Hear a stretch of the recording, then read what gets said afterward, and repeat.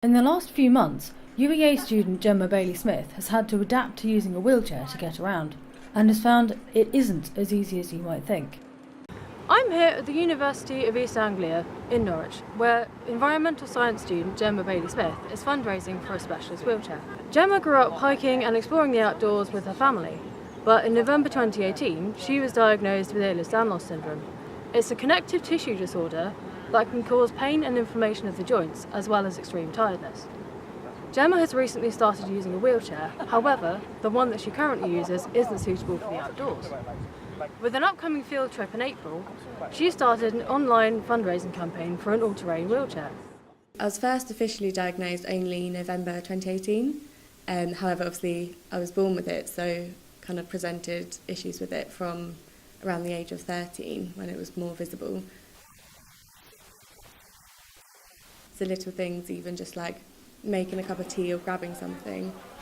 Sometimes my thumbs will dislocate. I've currently got inflammation in all my ribs, which is really, really painful just from the movement of kind of sitting up to going forward. Sometimes we'll go and do like a little bit of sampling or just assessment like round in front of the board, but this wheelchair just can't get there. And Gemma isn't the only one. It seems many students at UEA have accessibility issues on campus. I have to go a long way round to just kind of get anywhere because I have to avoid steps.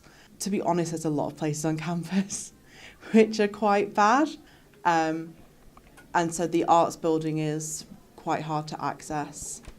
And the lifts in there are too small, really. As well as improved accessibility, Gemma's new wheelchair would allow her to maintain her independence, as her condition means she can't get everywhere by herself. I wouldn't be reliant on people to push me, which is a lot of the case at the moment.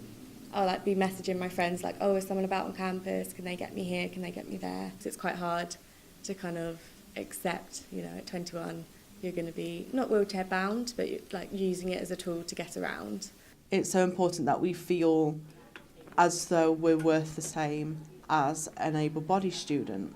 And quite often we don't feel like that because we're not allowed in some buildings.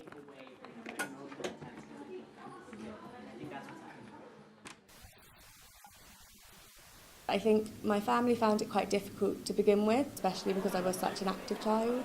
Luckily we've got such a good little friendship group here, and they're always there to help me, just coming over to my flat and just kind of sitting, watching a film, cooking dinner, just little things, but they really speak volumes. How do you feel about all the people that have been supporting Gemma with their fundraising? I think it's pretty cool, to be fair.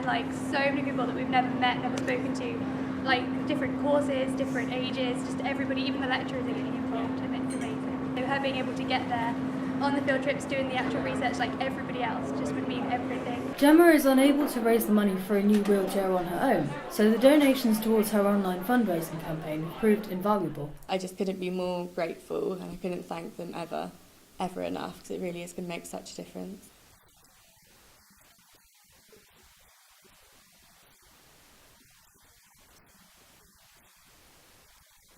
Yeah, it will just mean a lot, and kind of have that aspect of my life back again, because quite a lot I feel has kind of been taken from me.